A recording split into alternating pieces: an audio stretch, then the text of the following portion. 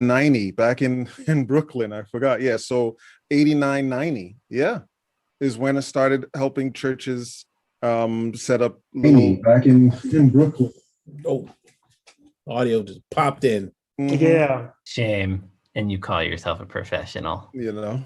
But yeah, late 80s, early 90s. At that time, it was just like a machine to set up so somebody could do print bulletins and be able to do basic stuff like that. But that's where it started. Well, computers were ancient back then, so we And understand. it wasn't about networking yet. That's true. That's true. They were at well, we're not going to date ourselves. Standalone and floppy disk passing. Yep. So last but not least, Colin. Oh, well, I guess I would be last. But Colin, go ahead. How many years have you been working with it? Over 30. Over 30. Yeah. It's been a minute. I haven't been doing it as long as 30 years, but it's about 24 years now. Wow, that's a long time. I remember when we got our first computer in the church. Raise your hand if you bought your church's first computer. You know, to be completely honest, I don't remember a computer being in my church growing up ever. Really? I have no memory of a church computer. Maybe there was one in accounting for tithe or something, you know, but zero exposure with computers at church. Wow. Yeah. We got one in the early 90s. It was a pivotal time. It was a pivotal time. There's so much that surrounded that computer, not because of the computer itself, but it's too long. It's too long of a story to tell. But I remember when we got our first computer. It was the early 90s. It's probably around 90. Yeah, I was off to college by then, so yeah. Yeah. Oh man, time has flown. But I mean, the question really is about burnout. With the amount of years that you guys have put in, what has led to even the thought of burnout? And feel free to just. I can't answer that question because mine was a very one-word answer, and I feel like I can't say it because we have to have an atmosphere of positivity. And church. Yeah, this is true. Well, you know, I had a friend that was talking about having a season of yes, and I think I might have gone the opposite way. You know, the season of no, because I've, you know, even to this day, still volunteer at multiple churches, but I pretty much throttled my activity. I said, you know, I will be on, you know, one Sabbath per month. Or really, it's, you know, I'll do the third week, you know, the third Sabbath, and that's about it, right? And for anywhere else I volunteer, it's kind of like, oh, you're having problems? Give me a call. You know, I'll come by and do what I can. But, you know, I realize there's a lot of things. I just, you know, I'm too busy doing a lot of volunteer stuff for too many people. And, you know, at some point you just, you can't do it all. So I've really been picking and choosing where I spend my time. That's how I've been coping with that. Anyone else? Yeah, I mean, pretty much along the lines of what Colin's saying, you know, I feel myself kind of getting to that point now. You know, I've been at this for quite a while, just doing what I can, you know, to help out at my local church and then other churches as they've needed some help. But, you know, after kind of just being at it heavy and doing things constantly and being here, there, and everywhere, you just kind of get to the point where it's like, all right, look, I need to kind of relax a little bit. I need to chill. And, you know, so I'm starting to kind of get to that point where it's like, okay, I need to kind of pull things back in a little and kind of refocus my efforts and figure out, you know, some of the things that I want to accomplish and do and how I can be more effective or most effective. Right. Because I mean, the other truth of the matter is as you get more knowledge too, you know, if you're staying in the same situation, you don't grow. Mm-hmm. And then when you don't grow, you stagnate. And you know, stagnate, you're done. a friend of mine, we just had a conversation about this recently, and I was trying to pull her out of her. She loved her church. She did quite a bit there. And I was trying to pull her out just little by little, go out and see the world, see how other people do this. And it's sort of what we're trying to do here with the community. We all go to different churches and we sort of encounter the same different problem or the different same problem. And just being able to talk about it and talk to each other, that actually could help with burnout because we're not butting heads against the same problem without any assistance.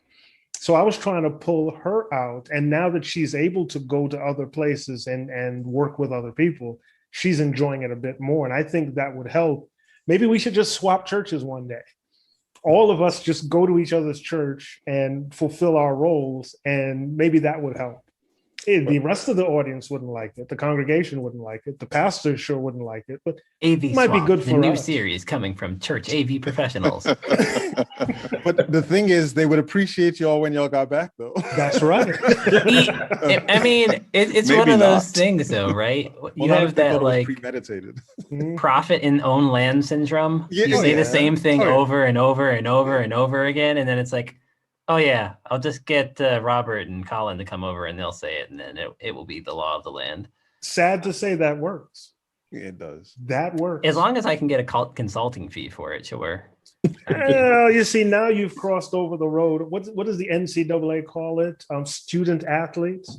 So right now we're technically student athletes, and you want to talk about being professional. That's a whole other topic. We'll get into that. I mean, we've been meaning to talk about that some other time. Compensation. I'll ask this. Do you think compensation would help avoid burnout? So I'll say this: you guys are you gentlemen have a more challenging responsibility in your churches for what you have to manage and the ever increasing expectation, right? Because and there are two reasons for it. One, people see what other people do with audio and video, and so that's what they expect you to do. I have the advantage that other people have trouble with their computers. So anything I do with the computer is magical and will placate them. All right. So in that sense, I have an advantage, and I've been able to make different decisions about how I interact. So for me, the decision I made really, really early was I would take no pay. It was strictly volunteer, and I would decide when I could show up and when I couldn't. And there was no leverage on me because I was taking nothing. And I found that was a much better way to operate, because as soon as people give you two mites, they feel that they own you and that you need to match these particular, objectives according to in their mind, right? And not getting that money means that they know that they don't have that leverage and they behave accordingly, which I've found. Okay. Again, y'all have it more challenging, so I know that. How many of us have been treated with no mites like they owned us? Absolutely. I was just about to say that, Robert. I don't think there'd be much of a change in the attitude from church leadership with paid volunteers, professionals, unpaid volunteers, from what I've seen over the past decade with AV. Mm-hmm. And most of the people there was maybe one time when you could have virtually unskilled. By unskilled, I mean, they're not doing this for a living. Maybe they had some minimal training, but they didn't have, say, some at least tangential outside connection to the function they're performing every weekend for the worship service, right? I'll give you an example. There's one pastor who called me up and essentially said he wanted his church to look like Elevation Church, right? Now, don't do that, Robert. Is your reaction a sign of burnout? How do you tell? At what point do you contact a medical or a mental health professional? Mm-hmm. right? So this pastor's team is virtually 100% volunteer. I think, on occasion pre-COVID, they had a professional come in to run the soundboard from time to time. But the expectations are of, your $10 million a year AV megachurch budget and 10. your, paid staff and stipend interns to, okay, we have a $10,000 a year budget just to maintain the stuff to get the video or AV or whatever you call it ministry going, and you have a complete volunteer base. That the expectations are still the same. Make it look like that with what we give you.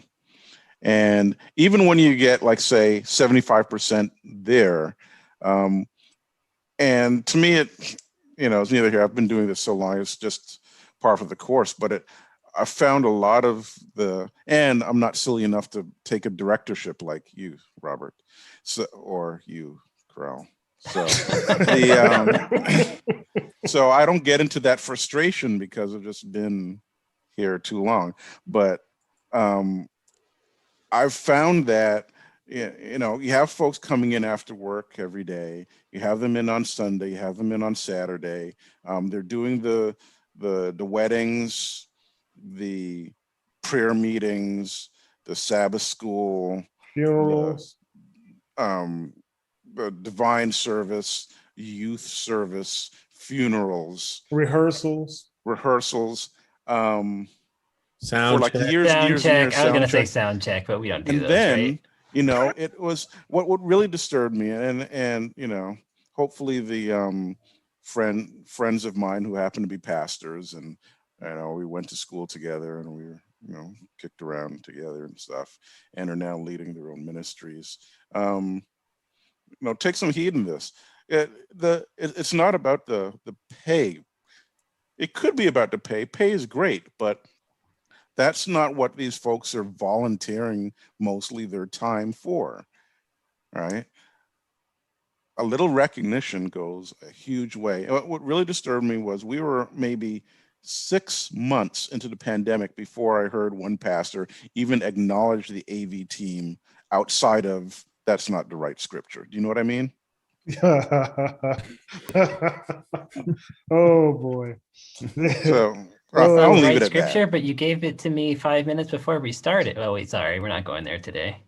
Yes, I don't, I'm trying hard not to, because I have heard those speeches. I have heard why don't I look like TD Jakes?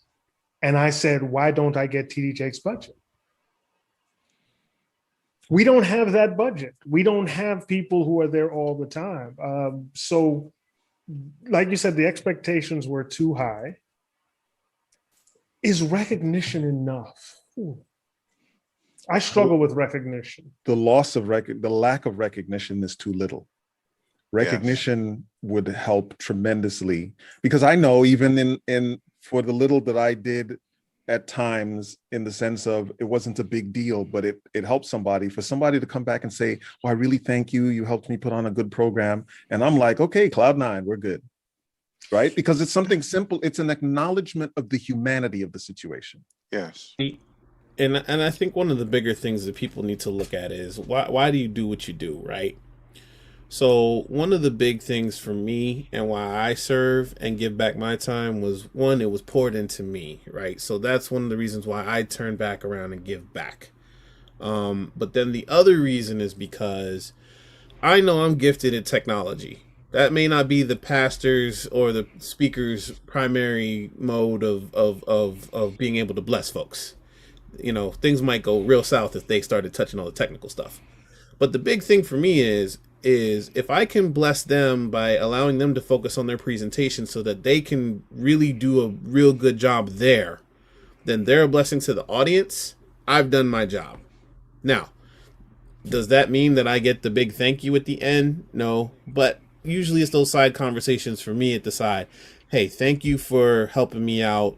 I was able to focus and do this, and that allowed me to really this that. Those are the little moments for me that I tend to savor more so than the bigger recognition. Now, I will say this.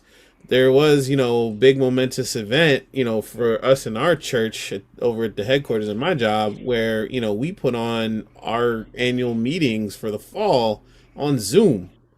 Painstaking effort to try to do all of that with interpretation elements and presentation elements and a lot of things that Zoom probably wasn't really programmed to be doing all simultaneously, highly effectively with multiple people controlling all the controls.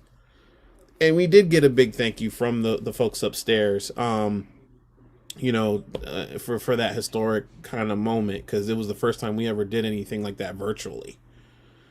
But those moments come few and far between. But when they do that, all right, cool. But like the bigger thing is the more personal moments when that happens for me. I guess. Go ahead. But no, I mean, I was going to try and hit all points. I mean, I think for me, it's like an acknowledgement of my humanity is important. Acknowledgement of my skills and the value I bring, and I'm trying to be in spaces where in places where people appreciate that. I may give them a hard time about certain things, but when they know that I'm bringing certain, something, I try and bring a certain level of quality. And for me, it's always a ministry. The ironic thing about a lot of what we do is, if we do it well, you don't notice. Everything happens, nothing goes wrong. You don't know we exist. That is what we shoot for, and because of that, it's people are used to and accustomed to acknowledging the thing that's in front of them. Sure. And sometimes when we do a great job, we don't get the recognition because people just take it for granted. And when you set a standard where people can expect that speaks volume to what you're able to do, but it also it's one of those things where when I get the acknowledgement, you don't always get it because people don't quite appreciate the lack of knowledge about what it takes to get from A to B is astounding. And the thing is, compensation does make it better, but I will agree. I don't like feeling like, oh yeah, I'm getting compensated so they own me. Frankly, they can't afford my regular rate based on my training and my expertise for my primary means of employment. So And that's unless you want to try and beat it, because hey, God bless you. If you want to beat it, sure. But I'm not doing it for the compensation because I'm getting my coins somewhere else. This is a ministry for me, and it's always about being in spaces where I like being in spaces where people appreciate what I bring to the table. And I think that's a big part of it. And to combat burnout, if I don't like the environment, I don't feel like it's going to be positive for me. The mental health tool is to remove yourself from that situation and to critically think about how it's affecting you as a person, emotionally, physically, spiritually. It's really about the humanity. I think that's one of the things with church in general. Are we really nailing at getting at people's humanity? Or are we just treating every view that's online as a number and not a person when we're talking about online services? And I think, technology in AV is a great ministry, especially for young people that want to leverage their skills on mediums and platforms that people don't even recognize are ministries tools. And my big thing to avoid burnout is, one, disconnect when I need to, but also if we can train and develop a workforce and a culture that's supportive, but also shares the load, I think we're in a better place. You don't get, recognition as much for being the Iron Man sometimes as much as the mentor. I do look at it a little bit differently because of all the years that we put in, and I, like Andrew, I never wanted to be compensated for what I did on Saturdays. On our Sabbath That's worship time, I didn't want to be compensated. First of all, it's the whole premise of thou shalt not do any work on the Sabbath, though we know I used to get in my most steps on Sabbath, just running up and down the stairs. But it was just the idea of that's me giving back. I think when the expectations started to push into things where they needed you there Monday, Tuesday, Wednesday, Thursday, and Friday. Yeah. And then And then it got to the point where you couldn't get to Saturday. You couldn't get Saturday done without the rest of the week. I think we were starting to push it. When people starting to call you during the week and not talk about what they needed on Saturday, and then you can hear their tone to you changes because everyone had their 5 minutes on the stage and they thought their 5 minutes were the most important. And so everything just had to be right. It doesn't matter, like you said, if they gave you the information 5 minutes before, and they wanted these intricate timings. I need this slide when I say this word, and I need this sound to crescendo when I get to this part, and I need I need doves to be released when I stand up.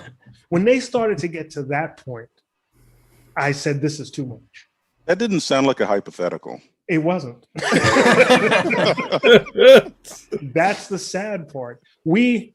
I remember an experience, someone came running up on Saturday morning and said, I need this to be displayed in these 3 places. And I said, we can't do it. But I really need it. We can't do it. He didn't understand why we couldn't do it, but I said we couldn't do it. So what he did was he ran behind my back to my son to ask him to do it, to try to force him to do it. And I think that's what pushed me over the edge. First of all, it's just uttermost disrespect because my word should have been the final thing. You were late, you didn't follow any protocols, and it couldn't be done. And for you to run behind my back and then you screwed up another service for your 5 minutes, and it was literally 5 minutes, I said, I'm done. And then COVID hit and I got to stay at home and do everything from home. So I'm okay. I have no burnout at this point. I roll out of bed, I get the system set up, I have wonderful experience with the pastoral staff. I'm good. But now I'm afraid of going back into the building because I'm not going back to what it used to be. I'm not doing it. What do you mean by that? What do I mean by that? Yeah. I cannot go back to the way church used to be. It was a full-time job for me. So volunteerism went out the window. And I love what Alex is saying about training another staff, but I was having trouble with training, and that's something I would really love to talk about. Training is a completely different workload. Yeah, it's additional. It's the training. You know, they talk about different like taxes in terms of being in an academic environment. Oh, they put you on a committee. It's that you're getting taxed for X, Y, Z, right? Because your time is taken. Training takes a concerted effort. And it's not to be trifled with. And what it looks like is different for both the teacher and the student. that's the key. And that's the thing. Like, it's not like, oh yeah, I'm going to give you a book and everybody's going to read it. No, I've got somebody on a team that's like, no, I want to sit down with a notebook and write notes and like, you learn how to use this device. And then I have other people where I'm like, here's a YouTube video. Just go watch the hour and a half. You have any questions? Come back to me. We'll go through whatever. We're done, right? We all learn a little different, but that training, it's difficult and it's taxing and it's time consuming, but it's so important. And I think that's always a struggle because I'm like, if I have a trainee on a hardware device or at a station and something slips, that's the one time someone's going to be like, oh, it's not perfect. What's the problem? And then their questions, as opposed to, you know, it went perfect, but you know, you're sitting there at the same station, not able to take a break. Can't take vacation. If you're not there, everything falls apart. We're talking about sustainability. I mean, I think one of the big things about COVID and the pandemic is it's changing what our expectations of what our workflow needs to be. I think one of the other things that you have to consider with training that I always found was difficult. If you've been doing any of these kinds of things for a while, you realize that there are these levels of interaction that people can have that are entirely superficial, right? So think about someone who's coming and helping you with the AV, and they don't know any of the drama or the politics that's behind it. They're just manning a piece of equipment in a particular way and doing 2 or 3 things, and they're doing it for a period of time, and then they go home. And they're unaware of all this other stuff. But if you start training people, really training them so that you can have that free time that you're discussing, some of the whys will lead into some of the politics that's behind some of the things that are there. It's not really possible to properly prep someone for what they would have to do as a replacement for you, even for a week or two, without them starting to understand that there's more hidden stuff lurking beneath the surface. And that's where part of the challenge is, because you, at that point, you realize that some of that has to be fixed, because otherwise your trainee is going to abandon the mission and decide, nah, this is not what I signed up for. I think my one word thing for like burnout is, generally speaking, environment. Oh yeah. Culture and environment. And my negative kind of slant to it initially in jest was, essentially ignorance in that environment. But like, if you have a good environment and people can understand, I think it's a lot easier. If you're trying to make a culture shift is the hardest thing. Yeah. And transitioning that and changing that, I mean, it takes like a worldwide occurrence or something to make things change in some cases, because it just won't shift for any other reason. But that shift is so important, and it takes time. And if you're in the right environment, I think people can understand that you can ask to walk away and people understand. Hopefully. But that's not true. It's not true. But I mean, either you're going to have to take the time voluntarily, or something's going to give and you're not going to have a choice.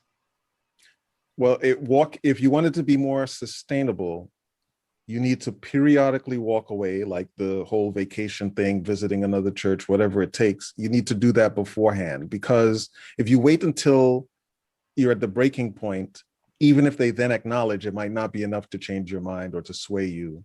It might, their response to it may seem very superficial or circumstantial, and you may not appreciate it because it just looks like, oh, sure, because everything blew up, you went that way. But if you take the time early and they realize the quality, because like you said, the fact is they don't notice what they're missing.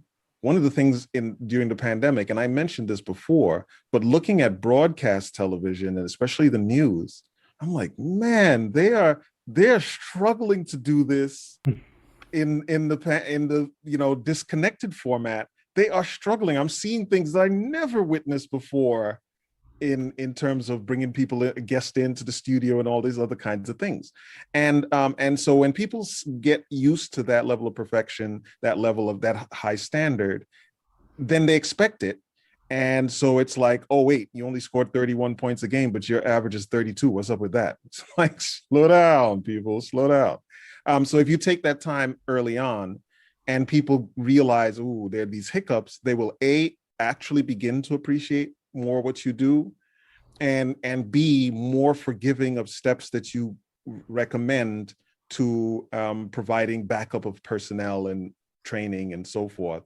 Otherwise you can have a terrible environment, in which case they don't get that. But that sounds like customer education. That's expensive business, man. Yes. Yep. See, so is mental health. Fair. What Fair. I was going to point out is that in the trainee, you still need the trainee to have your level of desire. You do. It's hard to teach someone who doesn't care the same that you do. I think that's one of the reasons why certain NBA players didn't make good coaches.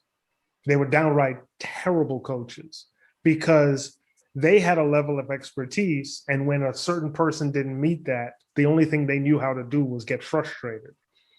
Some of the best coaches understood, some of the best coaches weren't great players. So they know how it is to be scrappy, and they can sort of teach that. But once you reach the pinnacle, like for what we do, it's really not a part-time thing for any of us. We take our own personal time and invest it back. I do it for a living, so it's an easier transition to do it. All of us do it for a living. So it's an easier transition. But a lot of the people we work with, they're dentists, lawyers, doctors. And so to invest the amount, or kids, let's not forget the kids, because I really want to train up the kids. But when you were a kid, weren't you really interested in this? Definitely. I mean, the interest for me kind of started with somebody that said, "Hey, why don't you come take a look at this?" Because I'd hang out at events or whatever with my dad, who actually did like do audio at one point during one of our family funerals. The AV person couldn't stay, so he actually had to run everything and lock it up after we were done. And so I got them to watch, doing all the knobs and the faders and all that stuff. And that got me interested, and then other folks kind of took over from there, from inviting me onto the front of house team and then our record team, and that actually spawned my particular career. But it started with that interest, and it was always like on a Sabbath morning, it was like, "Hey, mom and dad, I gotta go be on the board. Like, Right. I gotta be at church. Like, we gotta go." Now, my folks were very on time, so it wasn't too much of a problem. But there was always that, "Hey, we gotta go, we gotta go, we gotta go." And they're like, "Hold your horses." But if you don't have that drive, you're just not gonna be willing to gut it out. Because first, there's that learning part that you have to do, and then it's like with anything, right? There comes that next part where you kind of transcend that learning curve, where then all of a sudden you take all these tools put together, and it's like it's automatically fun. Like you're using these things to like just take your creativity to whatever ends that you just can think of, right? And then once you've gotten that far and you mastered that, then there's the mastery of the entire concept of what you're doing. And then once you get there, that's when you're like, okay, it's like a Zen moment, and then you're taking that and then having to turn that back around and teach other people how to do it. Mhm. And so, really, the thing is, if you don't have that internal passion all the way through that process, you're not going to be able to help somebody catch that, that bug. I really don't want to say that in the pandemic time, but Well, that's more of a virus than a bug. So yeah. But they got to catch on to that particular wave and want to ride that themselves and figure out how to do it. So but it starts internally, because I can tell you at Metro we've had a very cool. I got to say that I think the pandemic has definitely had an impact on getting youth involved in volunteering, because I'd say towards the end of 2019, I started to see a lot more young people coming through every time I volunteered, and I'd be showing them how to use stuff, and then there'd be a different one and different, that they were trying to build a roster. And maybe some other churches were in the same kind of situation where they were trying to build a roster or, deep in the field. And then COVID hit, right? Where you wanted as few people around each other as possible, right? I think that really derailed things. I think one of the, I know we're supposed to do a show on getting back to normal or getting back into church or worship, whatever you.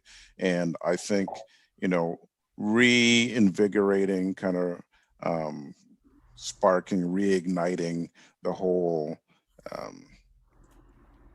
volunteer development effort has to be near the top of the priority list, because our special guest today, I think one of the things I really wanted him to highlight was that you really had a subset of the AV ministry team really doing the heavy lifting for at least the first part, or all most of 2020. And that, I think, took its toll, and I wouldn't be surprised if other ministries and other churches have had the same experience. Yeah, and then there's going to be this interesting shift now, because you've had those folks doing all the heavy lifting.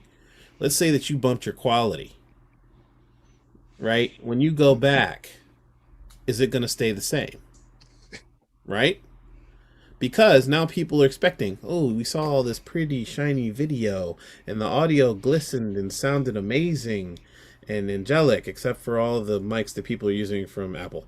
Don't use those headsets. But the point is,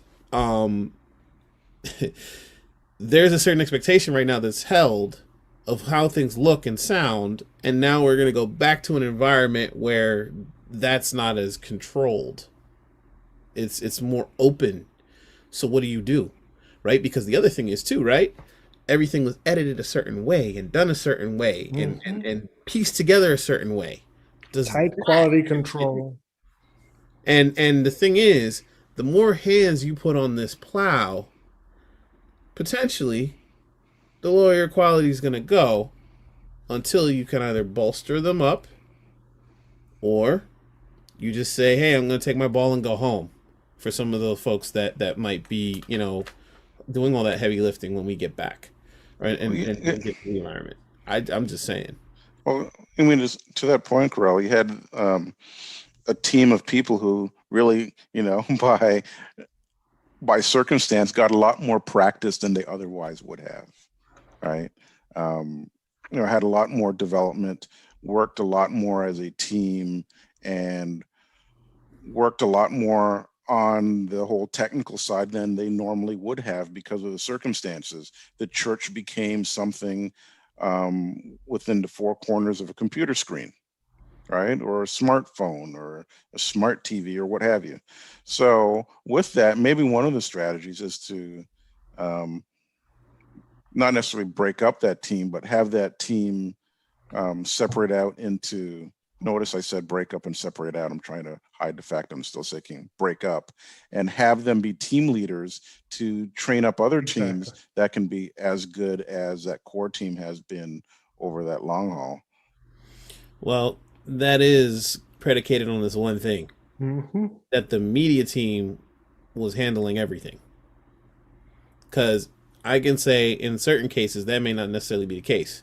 You may have a person that's a videographer and someone else that's doing editing, and they stepped up and said, okay, we'll handle this, right? I know of a situation like that. And so the thing is like, it that may have been the practice for them, but when church returns, that's not going to be the team that's going to be handling the business when we get back. There are a lot of lessons that have to be learned. There are going to have to be a lot of after action reports written, because the forces that led to the culmination of these Justice League and Avenger teams manifesting all the prowess that they did manifest gets dissipated when you just hire some more police for Gotham and now you've got a totally different scenario when people go back. I think it's important that folks understand. I mean, think about this. How many churches actually had to spend a lot more money during this time? I know that there were some investments. I'm aware that some churches did some investments throughout this, but a lot of things were done because of the way, leveraging streaming or leveraging the tools that you guys bring to the table.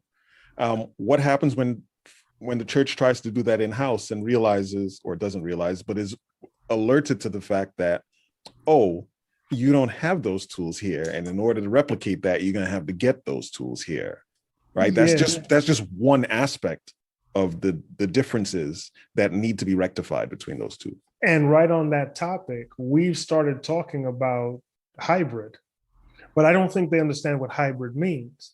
Hybrid means now we're going to be on location. Some people are going to be able to come out. We're going to have live service, and we're going to stream it.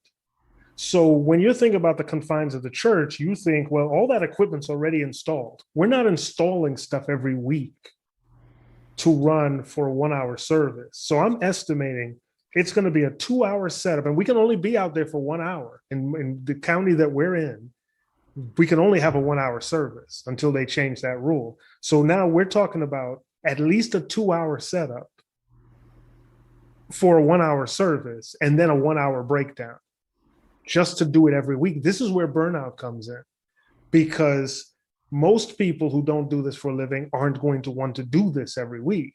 And to get the rotating team, we got to rebuild our team from scratch. They haven't worked in a year. Yep. I mean, just cabling alone, man. Like when you're talking about infrastructure, but don't get me started on that. Like run conduit, put cables in the floor. I don't understand why we should do that. We're talking about outdoors. And I'm just saying, when it comes to it, the toll, because one of the churches I'm associated with had that little experiment where they went to another facility and there was cable being run week after week after week after week after week, and it takes a physical toll. Like doing it once, doing it twice, but then you're talking about the 12th time. Yeah, things get more efficient. You get better. You have a better sense of where everything needs to be. But physically, man, that just takes a toll on you. And you only get better if it's the same team doing it every time. Exactly. So if you which have by to the way, leads to burnout if it's exactly the same Exactly. team. which also meant that some people needed an incentive to actually get it done, which ended up happening in one of the cases that I know about. So, you know, I mean, it's a very slippery slope. But Andrew said something important. They're going to realize they don't have that equipment. One of the things that we were told is, oh, we can just take the stuff out from the church. I'm saying, okay, well, every time you plug and unplug and plug and unplug, that thing wears out quicker. So are you ready to replace it twice as fast? Or would we rather, as Colin mentioned, let's just hire someone. They'll come drop the equipment down. When we're done, they'll come pick the equipment up. The cost is effectively the same. Right. And the human cost is much less. Yep. So you guys want to have burnout or you don't want to have burnout? That's the question. What And- can we do to stop burnout? And the big thing, right, is that if you were being prudent about things, you'd have somewhat of a soft launch, right? Where everybody was kind of getting back into the rigors of things. There's no discussion of soft launches or nothing. It's straight beeline for we're heading for that door to get right in that door and do what we want to do. And the reality of the situation is, God, I hope the equipment's working all right. I really do. I mean, who's operated it the whole entire time we've been out?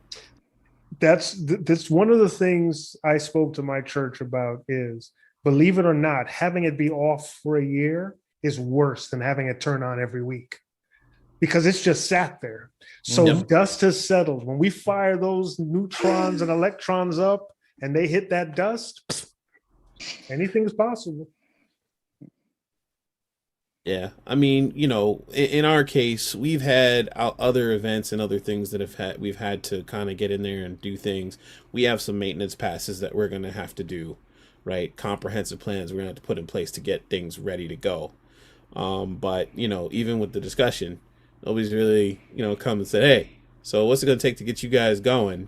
You know, so, you know, I'm having to have those conversations and do what we need to do to have that out in front because, you know, people just think, oh, we're just going to return and it's just going to happen. And it's like, no, it doesn't happen that way. There's a lot of planning that needs to go in place of that. And, you know, the other thing is, too, catching up personnel with a lot of the restrictions and protocols that now have to go into place to keep everybody safe.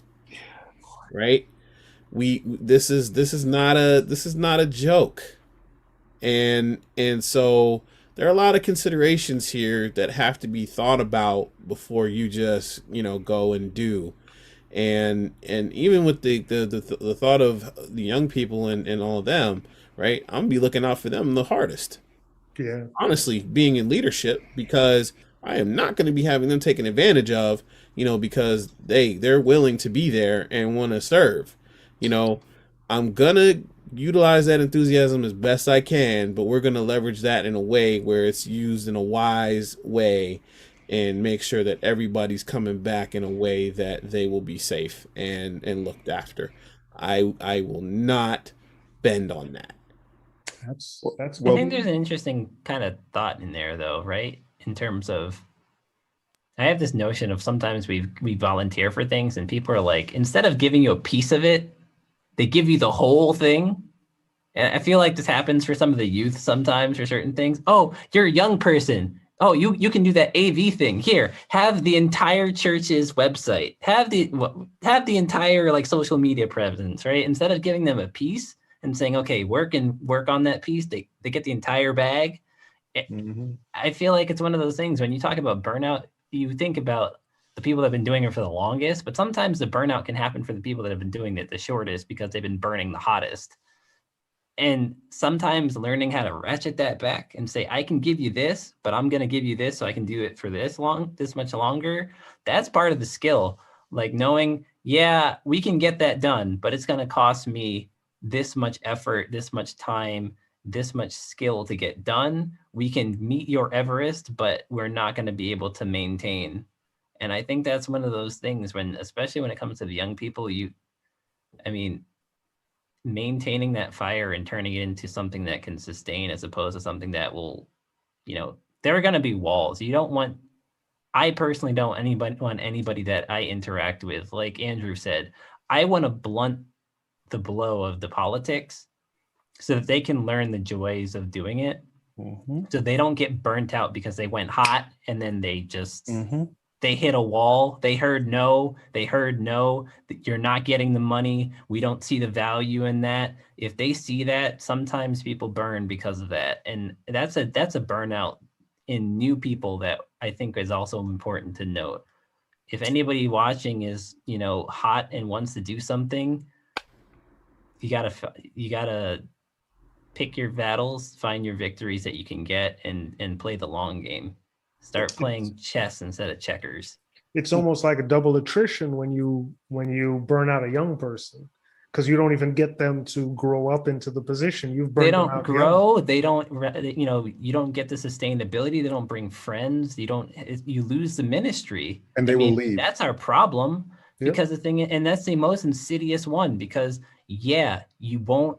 They're not there now, but you won't necessarily see the numbers change for a while, right? Oh, the tithe dollars. Where did they go? Oh, they didn't move anywhere because that young person, right? I mean, I'm not saying that's the metric to measure things by, but I'm just saying like their involvement, where does that go? You start feeling the pains of that maybe 5 years later, maybe 10 years later. Well, that's when sometimes you notice it's it. Immediate. That's when you notice it, but it's been happening. You just didn't because it's an opportunity cost, right? That person would have brought people already, and you don't see it because you didn't see the loss instantly, but you already lost what you would have had. One of the biggest things in all the years that I've been on church boards is pushing back on the idea that as soon as someone volunteers and is competent, they should be elected. I'm like, no, leave them alone. They are happy and contributing, leave them where they are. Oh, but they're good. It would be great if no. Let them be, let the person we already have stuck on the board to be tortured periodically, have someone that's competent, that doesn't have to be there, is not involved in the politics, and is able to move forward. And I say that across all of the church offices. Not even real talk, some of the best technical people should not be in management. And the smart ones realize that they won't be happy there. They're not going to play the games. They want to do the job. Yeah. And there's some people that have the savvy to play the politics and do the management stuff and to handle and manage people. And we are all blessed with different skill sets. If you have a tech whiz that may not have quite the social graces or whatever, sometimes that's the worst thing you can do is put a technical person that's used to getting from A to B in a very particular way, and then going into an environment where they're talking about A, B, C through Z. Oh man, you want to talk about burnout? You're just asking to spark something there. Sounds like my life. All right. So I was gonna have Colin pray us out. He's been really quiet this last half hour, so we'll let him close us out. And then I will say this before we close. I've actually heard some really good solutions about avoiding burnout, and I hope that the audience heard it too, just in terms of how to pace yourself and recognize what the difference between a ministry and a job, and how to ensure that management sees the same thing that you see. And if they don't, especially if you're a volunteer, you have options. You're not tied into it. So you get this opportunity to maybe step back. I do remember a team member of ours would always take a month off. We'd always just take March off. And sure, we would grumble at him, how are you taking March off? But 11 months out of the year, he was great. He just took that 1 month off. So it might be something, even in a leadership position, go visit another church. Go see if you can help somebody else. That might reinvigorate you. or go see, maybe you just need to sit with your family for a week and a half and experience that. So go ahead, Colin. You can pray us out. Certainly. Heavenly Father, in everything that we do, guide us. Amen. Amen. Okay, so we do have to decide. I know that I flubbed the very beginning. We're still live. I flubbed the very beginning because I wanted to use this wonderful product that I got from Sandy Audio Visual, and I didn't have it quite set up properly. I have to tell you, this thing is awesome. Absolutely awesome. But the more awesome you get, the more complicated it is. So I want to talk about complexity next time we meet. Are you guys interested in that? The complexity of some systems, maybe how to simplify? Sure. Yeah, streamlining is. Did he lose weight? I hope. No, I cut my hair. So I shed a few pounds.